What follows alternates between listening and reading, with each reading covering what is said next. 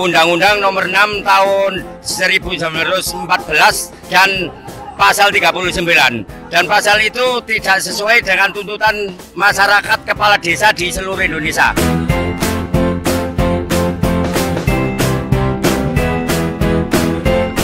Kalau dipanjang seperti 9 tahun itu bisa leluasa, dan kepala desa itu masih ada sisa-sisa politik, tidak akan damai menyelesaikan politik 3 tahun, 2 tahun belajar dan 1 tahun bisa berhenti. Apakah bisa desa dibuat coba-coba seperti ini?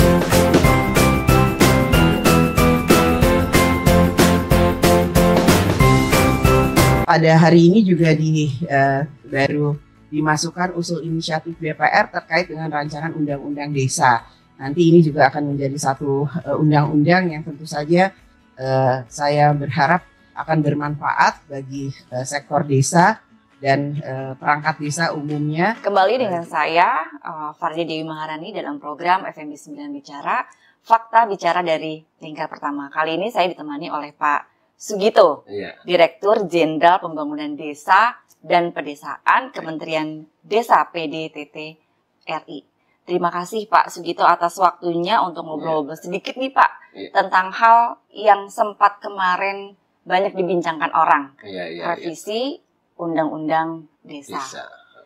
Nah, saat ini revisi Undang-Undang Desa sendiri sudah diajukan sebagai inisiatif DPR. Dan saat ini dalam sudah diterima oleh Presiden untuk ditindaklanjuti oleh Setnek dan dikembalikan kembali untuk dibahas oleh Badan Legislatif. Nah, pertama nih Pak,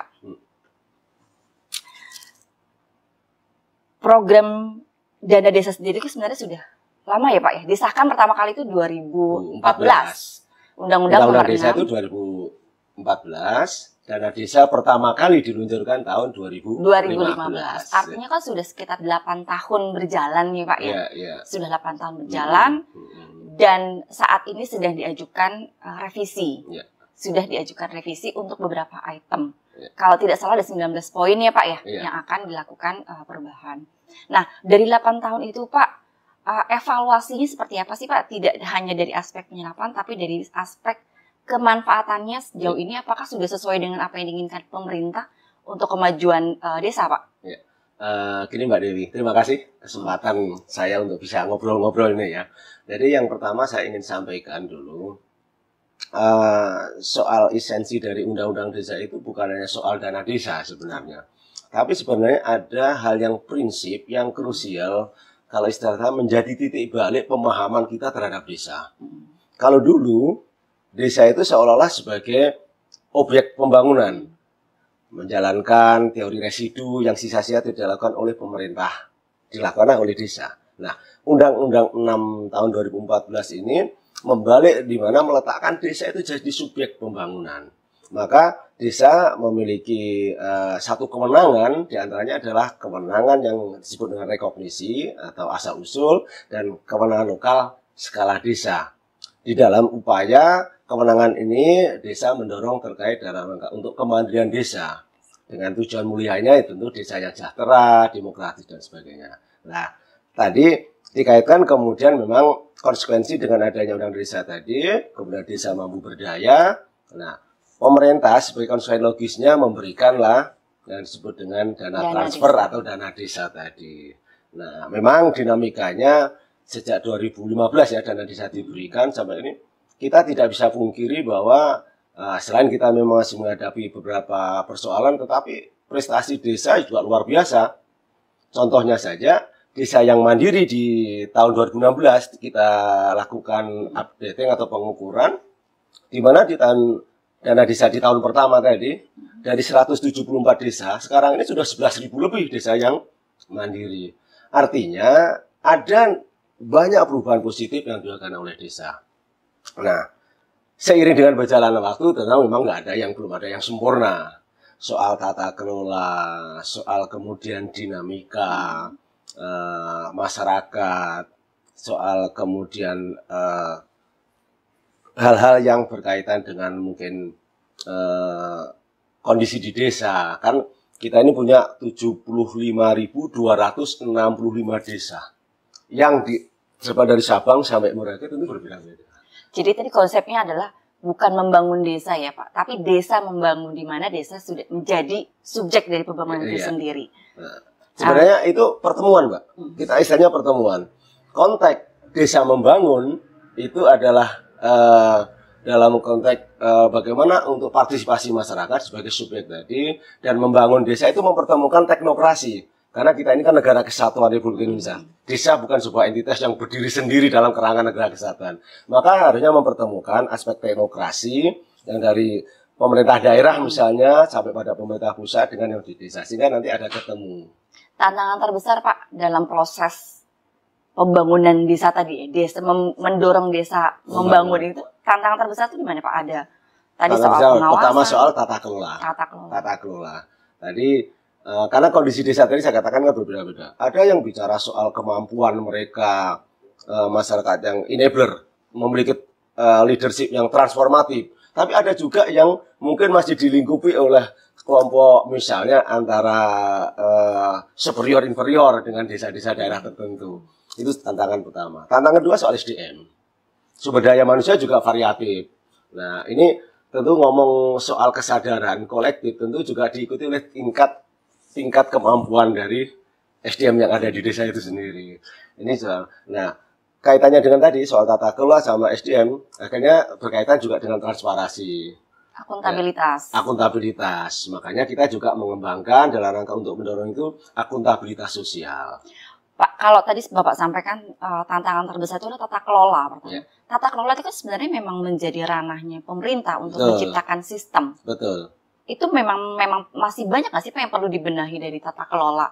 Sebenarnya konsep dari sebuah transformasinya kita terus bersama kementerian lembaga terkait ya untuk memberikan referensi-referensi kebijakan yang bisa diacu oleh desa, dan kemudian desa ini mengikuti dan mengembangkan sesuai dengan kearifan lokal yang ada. Tapi tadi memang bisa katakan tadi 75.265 desa. Kadang kita ini satu masalah karena terblow up, seolah ini menjadi masalah yang besar. Tapi kalau persentase sebenarnya di bawah 2% tuh persoalan itu yang muncul soal soal bukan hanya dana desa ya, persoalan tata kelola tadi. Makanya kita terus berupaya melakukan perbaikan-perbaikan karena sebenarnya di lingkup kebijakan publik itu kan tidak independen, Mbak. Tidak dependen ya, tidak berdiri sendiri, tapi sebenarnya ada keterkaitan dengan yang lain. Makanya dinamika itu seiring waktu tadi katakan sudah 8 tahun dari dana desa, undang-undangnya sudah 9 tahun. Nah, ini bergulirlah dinamika. Dikumpulin dinamikanya dan tahun ini rencana mau akan direvisi gitu ya Pak ya. Nah, dari 19 poin perubahan dalam rancangan undang-undang itu Pak, salah satu yang menarik itu adalah soal masa jabatan kepala desa. Iya. Ini udah ribut nih dari kapan tahun nih Pak. Sebenarnya pertimbangannya apa sih Pak? Dari 6 tahun 3 kali periode kemudian menjadi 9 tahun menjadi 2 kali periode ya Pak? Iya. Pertimbangan efisiensi dan efektivitasnya seperti apa Pak? Sebenarnya begini, kalau kita lihat sejarah Indonesia ya, kepala desa itu bahkan bukan hanya pernah 9 tahun Mbak, pernah seumur hidup. Sebelum lahirnya Undang-Undang Nomor 5 Tahun 79. Kemudian berikutnya muncullah Undang-Undang 579 itu masa jabatan 8 tahun 2 kali. Berikutnya lagi muncul paling lama 10 tahun atau 2 kali. Muncul lagi, kemudian ini 6 tahun maksimal 3 kali. Masing-masing ini sebenarnya punya plus minus, punya kelebihan kekurangan, termasuk sekarang isu yang bergulir soal 9 tahun. Apa nih Pak kelebihan dari 9 tahun dipilih? Angka keberuntungan kah 9 tahun? Sebenarnya kalau dalam tataran ars yang normatif bisa kita lihat, sebenarnya karena pemerintahan desa itu pemerintahan yang hibrid, masyarakat yang berpemerintahan dan pemerintahan yang berbasis masyarakat, ini ada interaksi antara masyarakat dengan pemimpinnya. Nah, diharapkan proses demokrasi yang terjadi di desa ini, kita tahu sendiri kan di desa itu hubungannya antara pemimpin desa dengan masyarakat itu kan sangat kental. Nah, kadang untuk daerah-daerah tertentu yang demokrasinya belum bagus, sering terjadi kadang begitu pasca pilkades, ada persoalan, bahkan itu bisa jadi antar saudara, antarin jadi enggak ini. Nah, tapi di sisi lain, sebenarnya ketika ini mampu dikawal dengan baik, maka ini sebenarnya mampu untuk mempercepat proses transformasi pembangunan di desa. Nah, tentu memang perlu ada masing-masing tadi ada plus minus, diperlukan instrumen untuk mengawal agar tidak terjadi arogansi kekuasaan. Artinya 9 tahun itu dipilih karena tadi transformasinya ingin lebih dipercepat. Karena tadi ada proses, ada kemungkinan proses konflik sosial di antara mereka yang memperlambat proses transformasi.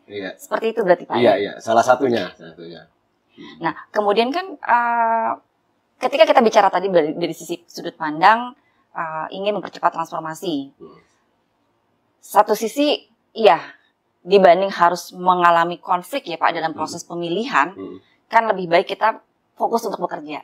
Nah, tapi ada ini nggak sih Pak, ada instrumen ketika kita menemukan alik, ternyata 9 tahun itu kan masih jabatan yang tidak sebentar ya, tapi cukup lama gitu.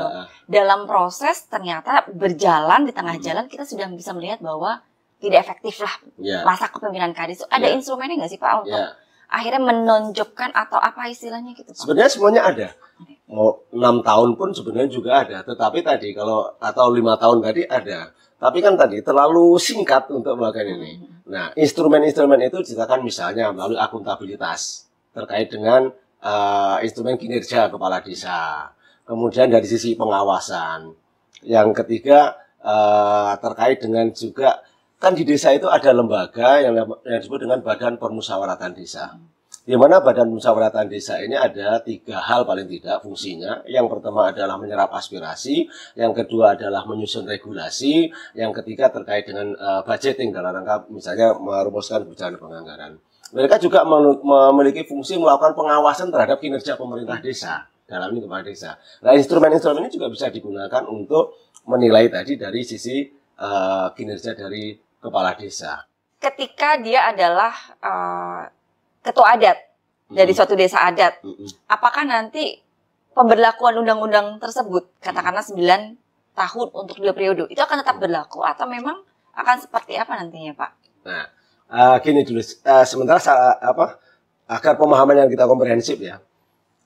Dari Undang-Undang 6 tahun 2014 itu mengakomodir pemerintah desa ataupun desa adat.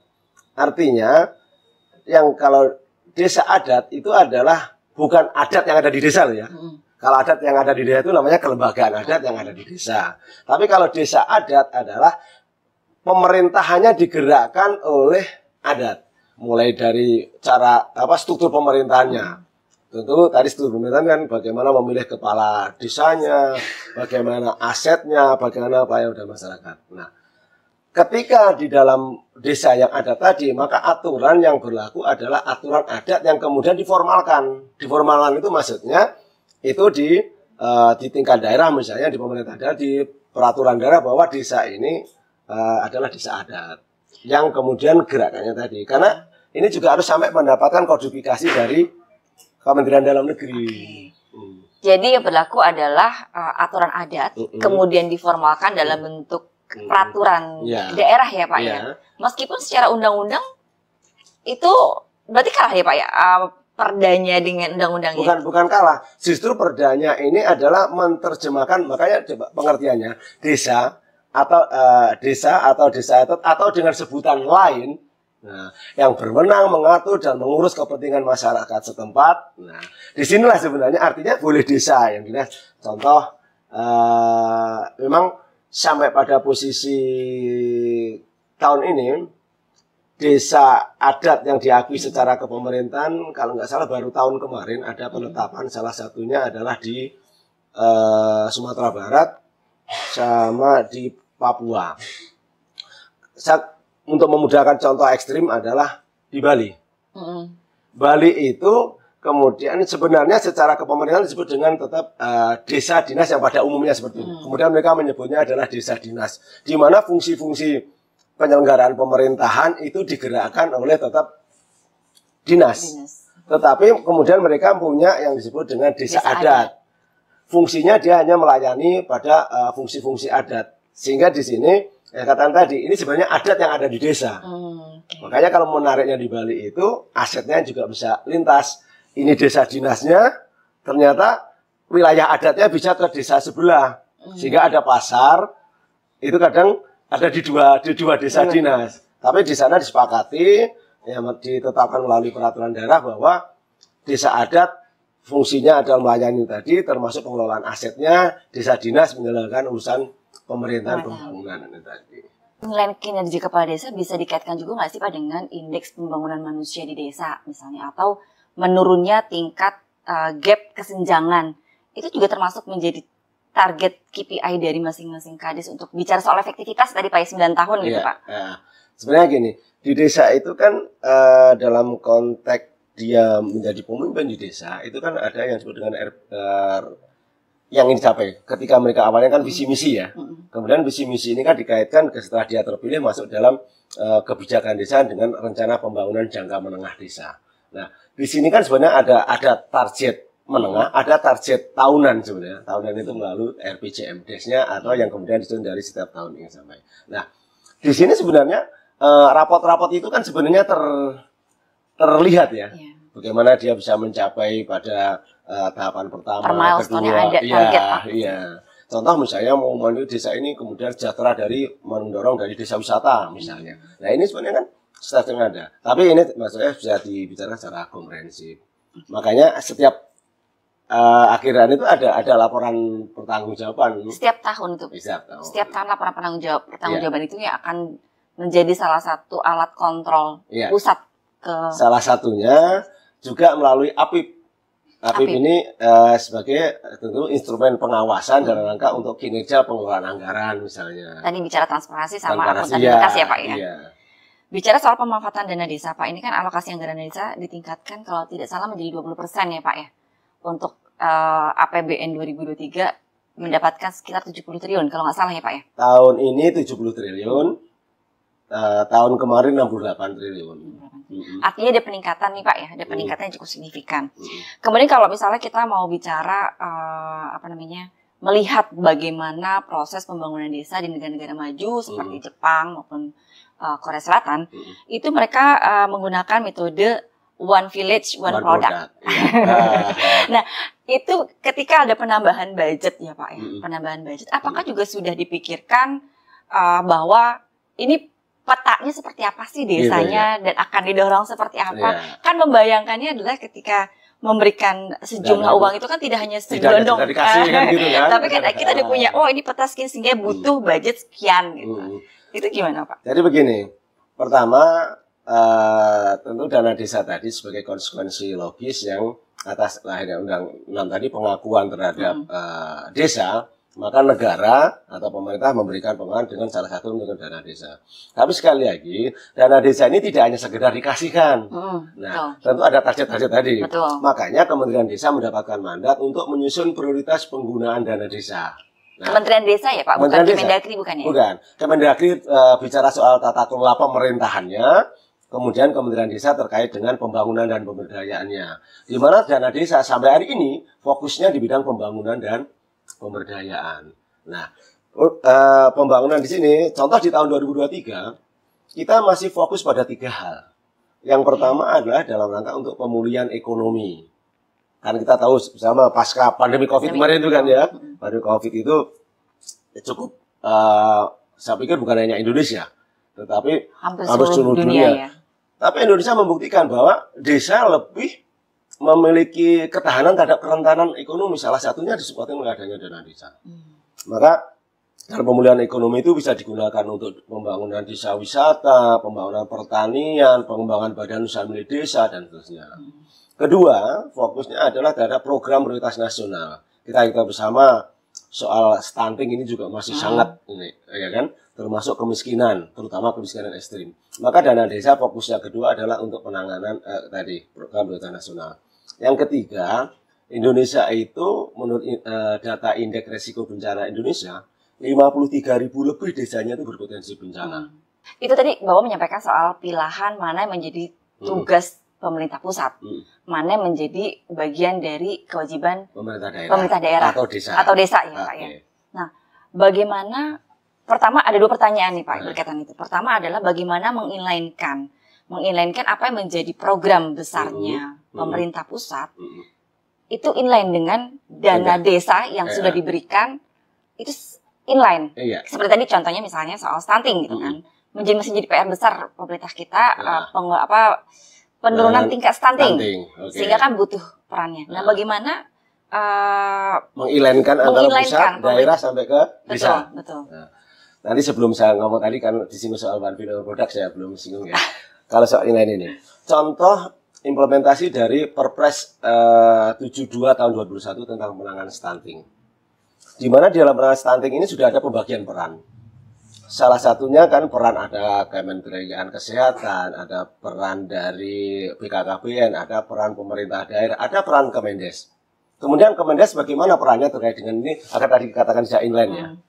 Salah satu contohnya Kemendes, indikator sebenarnya mendorong desa berkinerja baik di dalam penanganan stunting.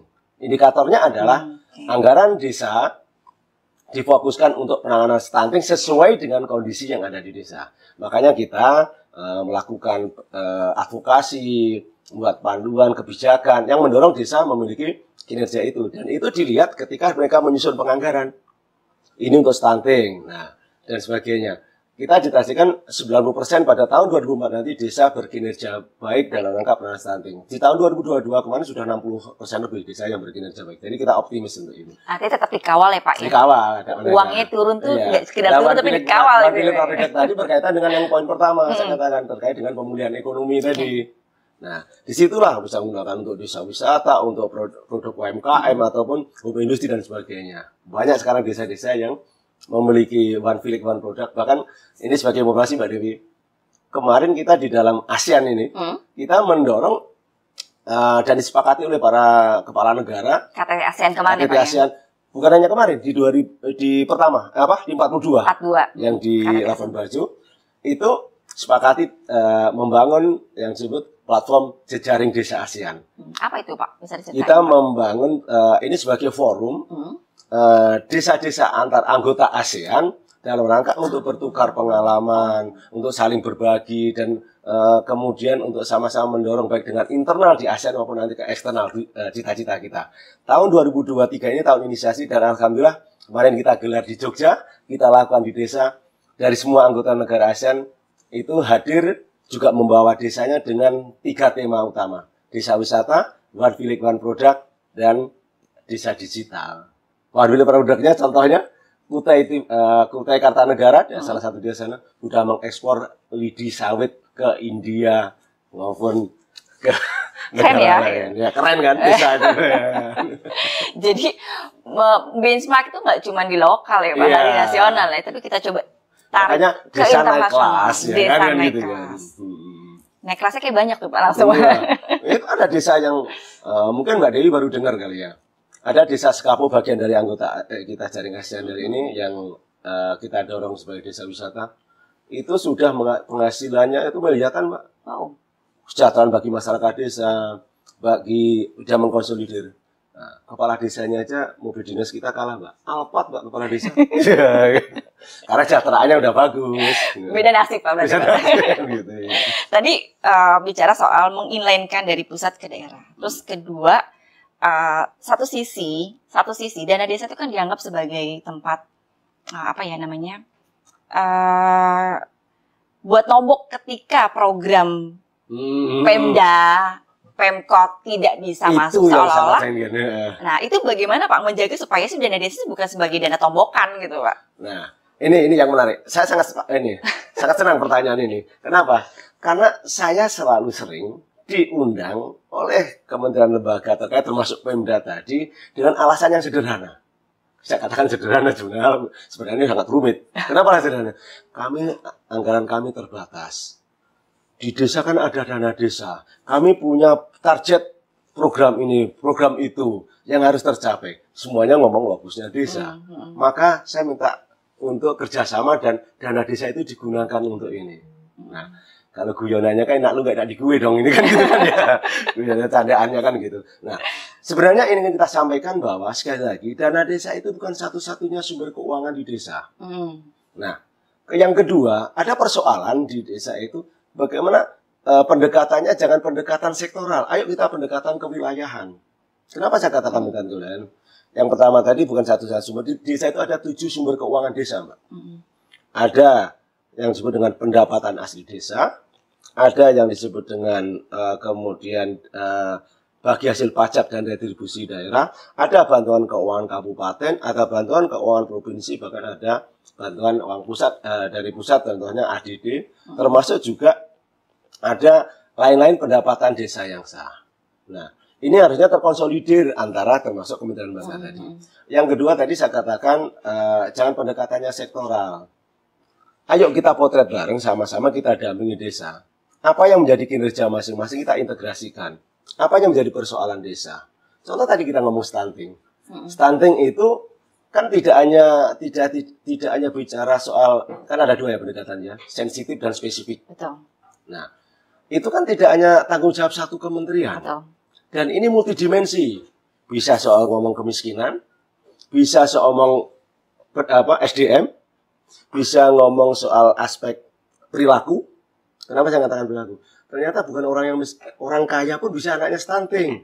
Di Jaksel ada Pak yang gitu, kan? orang kaya masih stunting anaknya. Bukan masalah keuangan tiba-tiba ya. Bukan masalah keuangan. Ternyata kenapa? Aspek perilaku saya katakan tadi, mindset. Ngasih anaknya instan semua. Karena ibunya sibuk. Nah, ada kasus yang kita temui. Sibuk kenapa? Kerja tidak. Tapi saya sibuk. Pembantunya 2. Anaknya stunting. Nah, di sini sebenarnya, saya katakan pendekatan tadi kita fokus, ayo fokus jalankan bareng-bareng, sinergi antar kita melihat secara kebenaran apa yang menjadi persoalan di desa, apa yang menjadi potensinya, terus kita main sesuai dengan kewenangan masing-masing. Bagaimana Pak menjaga tidak ada intervensi terhadap kewenangan masing-masing tadi Pak? Di dalam, kalau kita sama-sama melihat dari musdes, musyawarah desa, kan itu diawali kita dari musyawarah desa, musrenbang. Nah, masing-masing ini kan bisa hadir nih. Di kecamatan kan masing-masing ada ya, misalnya ada puskesmas, ada segala macam ini. Nah, kemudian disitulah diidentifikasi mana yang menjadi kewenangan desa. Karena kewenangan desa itu bukan imajinasi. Prosesnya adalah bupati menyusun daftar kewenangan desa. Ada keputusan bupati tentang daftar kewenangan desa. Pemda terkecil mengeluarkan regulasi untuk memberikan kewenangan daftar kewenangan. Lantas di desa menyusun peraturan desa tentang daftar kewenangan yang dimiliki oleh desa. Ini mendapatkan advokasi atau evaluasi dari bupati tadi berdasarkan daftar kewenangan yang dimiliki oleh kabupaten tadi, oleh desa. Nah, di sini kemudian ada pemilihan. Sebenarnya program ini atau persoalan ini menjadi kewenangan siapa? Misalnya stunting. Oh, kait dengan kader, menjadi kewenangan desa. Oke. Kedua, untuk memberikan PMT misalnya, bisa dilakukan oleh desa. Kemudian yang ketiga, terkait dengan ketiadaan tenaga medis. Ini desa enggak, ini bukan kewenangan desa, dinas. Nah, inilah dibawa pada level di atasnya, misalnya melalui musrenbang kecamatan, musrenbang dan sebagainya. Itu harus dijagain terus. Dijagain. Dan ini itu kewenangan di Kemendes atau di Kemendagri Pak untuk menjaga pengajuan program? Sebenarnya begini, di konteks musrenbang itu sebenarnya di kabupaten itu kan ada proses tadi mulai ini. Jadi seharusnya yang menjaga mulai dari tingkat kabupaten.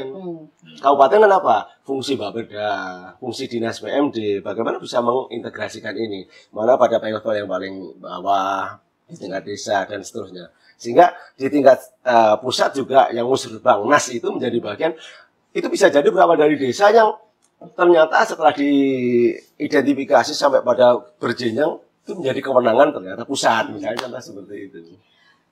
Ini Pak, tadi paradigmanya undang-undang desa itu adalah desa membangun. Kalau Bapak sampaikan tadi desa tidak menjadi objek tapi menjadi subjek. Subjek. Ketika desa menjadi subjek, salah satu PR terbesar adalah kualitas. Tadi Bapak juga sampaikan ya, soal tata kelola, kualitas SDM. Tapi di satu sisi Pak, saya sempat searching sebentar tadi Pak. Syarat dari menjadi kepala desa itu ternyata minimal SMP. Itu kan sesuatu hal yang sangat kontradiktif ya. Satu sisi kita membebankan uang yang cukup banyak. Bukan sekedar uang ya Pak, tapi tanggung jawab yang cukup besar gitu loh. Tadi Bapak juga cerita soal ada kendala tata kelola, transparansi, akuntabilitas, pencatatan dan lain-lain. Itu kan suatu hal yang tidak mudah ya Pak ya gitu. Tapi satu sisi ternyata syaratnya hanya sekedar sampai dengan SMP. Nah ini dan sebenarnya kalau kita mau bicara bahwa SMP ya karena memang kondisi SDM kita kan memang sangat beragam Pak. Tapi PR-nya dari pemerintah nih Pak gitu kan. Bagaimana intervensi atau bagaimana pemerintah mendorong kualitas SDM yang megang ini Pak, yang megang apa? Tongkat komando ini Pak. Ya. Jadi kalau itu kan bahasanya syarat minimal, Mbak. Coba kalau kita tengok syarat presiden, apa minimalnya? SMA, Mbak. Syarat seorang menjadi presiden itu kalau kita ngomong normatif dulu ya, syaratnya minimal SMA. Tapi kan tidak harus SMA. Demikian juga untuk kepala desa itu syarat minimalnya SMP. Tapi kan tidak harus SMP kan gitu. Memang itu sebenarnya karena tadi untuk keberagaman itu minimal ada proses pada minimal secara administratifnya dia terpenuhi. Artinya kan masih ada Pak yang mungkin SMP juga gitu iya, loh. Masih ada. Gimana nih Nah, saya akan masuk pada posisi pertama. Kepala desa itu kan tidak hanya sekali lagi tidak hanya aspek teknokrasi, dia ada aspek politis. Kenapa dia katakan aspek politis? Karena dia merupakan produk politis, contohnya melalui pemilihan saja karena dipilih oleh masyarakatnya. Maka disitulah ada fungsi peran atau fungsi dari kepala desa itu sebagai leader dalam konteks sebagai community, sebagai masyarakat tadi. Nah, makanya tugas kita bersama lalu peningkatan kapasitas kepala desa. Maka salah satu program penguatan pemerintahan dan pembangunan desa itu adalah penguatan pada aparatur pemerintah desa. Nah, ini yang sekarang secara kewenangan pembagian tugas ini adalah menjadi kewenangan Kemendagri. Kemudian dari kualitas yang dari masyarakatnya itu terkait penguatan pemerintahan dan pembangunan desa itu di Kemendes. Nah, pada proses seperti inilah kemudian kita untuk melakukan pelatihan-pelatihan, kemudian memberikan peningkatan kapasitas. Maka idealnya adalah pemimpin desa itu harus pemimpin yang memiliki jiwa transformatif. Kalau bahasa kampungnya itu adalah pemimpin atau kepala desa itu ya yang visioner, tidak hanya menjalani rutinitas. Nah, memang sekali lagi dinamikanya cukup banyak. Nah, itulah kita mendorong, harapannya adalah ketika ketemu pemimpin yang transformatif, ketemu dengan masyarakat tingkat kesadaran yang tinggi, akhirnya kan ketemu di situ untuk melakukan perubahan-perubahan yang lebih untuk kesejahteraan masyarakat. Dan itu juga banyak dicontohkan oleh desa-desa yang memiliki kondisi yang begitu. Walaupun pendidikannya sekali lagi mungkin tidak sampai S3 itu kan gitu ya. Tadi salah satu fungsi tadi Pak ya, membawa keluar itu adalah salah satu untuk membuka wawasan ya, sehingga salah satu cara mengupgrade wawasan pimpinan desa yang lebih visioner gitu ya Pak ya. Nah, kalau di 2023 sendiri Pak, fokus dari dana desa itu nanti akan diperuntukkan untuk apa aja nih Pak? 2023 kan sudah berjalan Mbak. Tadi saya katakan ada 3 tadi fokusnya. Terkait dengan pemulihan ekonomi karena masih sedikit ada dampak ya dengan ini. Pemulihan ekonomi tadi katakan termasuk untuk pengembangan badan usaha milik desa di bidang pertanian, termasuk ketahanan pangan. Salah satu diarahkan bagaimana ketahanan pangan itu kan kemarin terkait sebenarnya dampak dari krisis global ya, termasuk Ukraina sama Rusia itu, makanya didorong untuk ketahanan pangan di desa. Nah, desa wisata aja sekarang ini paling tidak sudah ada 5.037 desa wisata yang dikelola oleh badan usaha milik desa di Indonesia dengan dinamika yang cukup bagus. Makanya kita Kemendes ini Mbak, sekaligus saya Mbak Dewi lagi sedang mengadakan lomba kami. Lomba Desa Wisata Nusantara tahun 2023. Lomba Desa Wisata Nusantara. Temanya adalah wisata berkelanjutan dan akan mendukung bangga buatan Indonesia, berwisata ke Indonesia, kita berwisata ke desa aja. Kita wisatanya ke desa ya, jangan keluar negeri ya Pak ya, nonton podcastnya Pak. Iya. Pak, nah salah satu permasalahan yang dihadapi oleh bangsa kita ya, tidak hanya bangsa kita saya rasa dengan adanya full teknologi transformasi, maka ada permasalahan terkait dengan penyerapan tenaga kerja. Nah, bagaimana sih, berapa banyak sih dari tadi program pertumbuhan desa tadi bisa melakukan penyerapan tenaga kerja Pak? Ya. Sumbangsinya seperti apa? Nah, salah satu poin tadi saya katakan, kita sebenarnya di prioritas penggunaan dana desa itu ada program padat karya tunai desa, di mana kegiatan-kegiatan yang bersifat infrastruktur diharapkan itu dikelola atau dikerjakan dengan padat karya tunai desa atau PKTD. Yang kedua, untuk dioptimalkan menggunakan bahan-bahan lokal yang berasal dari desa-desa setempat. Kemudian pengembangan termasuk desa wisata itu juga ternyata banyak juga menyerap tenaga kerja yang sangat variatif antar desa, dan baik yang langsung terlibat di desa wisata maupun mungkin dari katakanlah sebagai trickle down efeknya lah, katakanlah begitu, yang tidak dari masyarakat yang saya baik itu souvenir, kuliner dan sebagainya. Sehingga di sini kita harapkan salah satu upaya menciptakan lapangan kerja di desa ini dengan pola-pola semacam ini. Memang pada karya tunai desa ini sifatnya antara ya, tapi lebih pada harapan kita adalah bagaimana mampu mengoptimalkan berbagai potensi yang desa yang dimiliki tadi, sehingga bisa menyerap tenaga kerja tidak hanya dari orang-orang yang sudah ada, termasuk generasi muda. Harapannya apa? Urbanisasi juga bisa dikurangi lah paling tidak. Kan banyak Mbak desa yang mungkin pernah dengar desa YouTuber. Itu yang inisiatornya anak-anak muda loh yang di desa. Yang kemudian malah menjadikan platform untuk saling bertukar bahkan untuk ini jualan ini produk desa melalui platform digital terkait dengan mengembangkan kreativitas anak muda ya Pak ya. Nah, terus tadi bicara soal dana, kemudian bicara soal masa jabatan yang 9 tahun. Itu kalau dikawinkan dua hal itu kan sebenarnya orang langsung berasumsi kan tingkat korupsinya seperti apa nanti ya, potensi korupsi seperti apa gitu. Kemudian di data yang kami dapatkan juga nih Pak, laporan Indonesian Corruption Watch itu ada 155 kasus yang terjadi di sektor berkaitan dengan desa. Di mana 133 kasus korupsi berhubungan dengan dana desa, sementara 22 kasus korupsi lainnya berkaitan dengan penerimaan desa. Nah ini bagaimana Pak meyakinkan masyarakat bahwa dalam upaya melakukan revisi, bahwa masa jabatan, kemudian penambahan anggaran, itu tidak memunculkan kasus-kasus korupsi yang lain gitu Pak. Iya, sepakat itu Mbak. Tapi sebelumnya saya ingin memberikan ilustrasi dulu. Tadi 155 Pak. Ya, 155. Kalau dibandingkan dengan 75.265, berapa persentasenya? Berapa ya Pak ya? Nah, itulah yang saya katakan tadi. Sebenarnya di bawah 2% kan kalau nggak salah itu kan. Nah, cuma kadang memang kita bukan kok menggiring opini bahwa kita memberikan permakluman terhadap adanya pelanggaran, tetapi kita juga harus fair dong untuk menilai kan gitu ya. Oke, satu sisi memang masih ada pelanggaran.